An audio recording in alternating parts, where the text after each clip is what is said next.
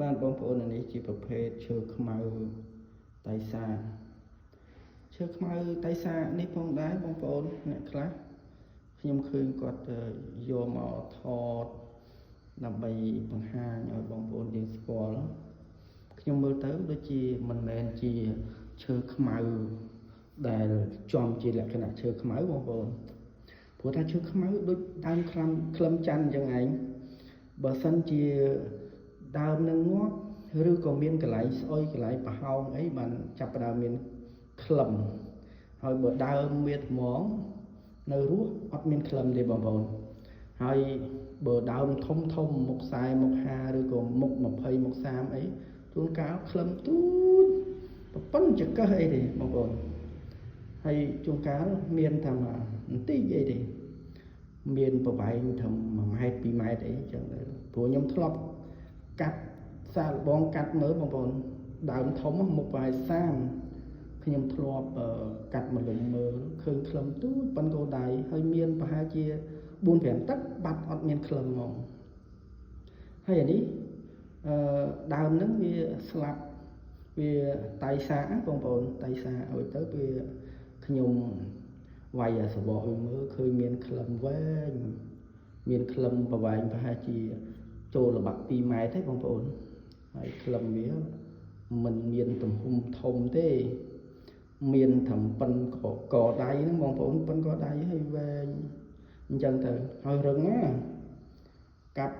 មុខកវិតល្មមអាចបាក់មុខកវិតរឹងកាប់ទៅចេញភ្លើងបងប្អូន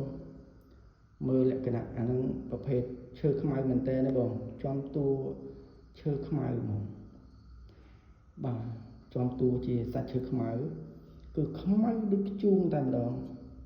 បាទហើយបើនិយាយពីយើងមកណាខ្មៅមើលក្របខ្មៅលោងហ្មងបាទហើយរឹងណា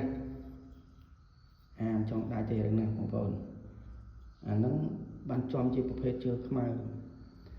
ខ្ញុំស្គាល់ដើមវាច្បាស់នៅក្បែរអូផ្លាយអាចមានដុះមួយដើមនៅសល់ហើយអាចនៅក្នុងព្រៃខាងគេហៅថាខាងព្រៃទៅប៉ុស្តិ៍100ពីខាងប៉ុស្តិ៍100ប៉ុស្តិ៍4ប៉ុស្តិ៍អីអាចមាននៅតាមបណ្ដាអូមានថ្មមានអីមួយចំនួនអញ្ចឹងទៅអាចមានតំបន់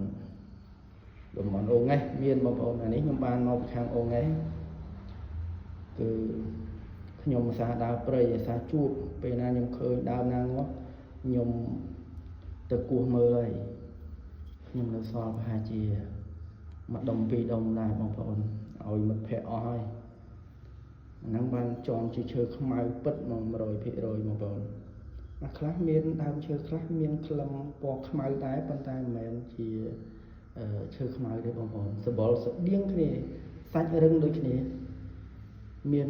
ច្រើនទៅឋានណាបងប្អូនឈើខ្មៅឈើខ្លះមិនមែនជាប្រភេទឈើខ្មៅទេប៉ុន្តែសាច់វាខ្មៅស្តៀងគ្នាប៉ុន្តែមិនខ្មៅមុតហើយសាច់អាឡូងដូចជាប្រភេទឈើខ្មៅនេះទេអត់មានក្លឹមធំទេបងប្អូនដើមហ្នឹងក្លឹមអស់ហើយប៉ុន្តែក៏ដៃបាទมันមានក្លឹមធំទេខ្ញុំដើរយកច្រើនហើយខ្ញុំដើរ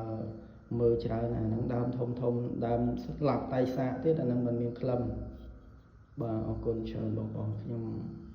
សូមថតប្រភេទឈើខ្មៅឲ្យបងប្អូនមើលតែប៉ុណ្្នឹងបាទអរគុណ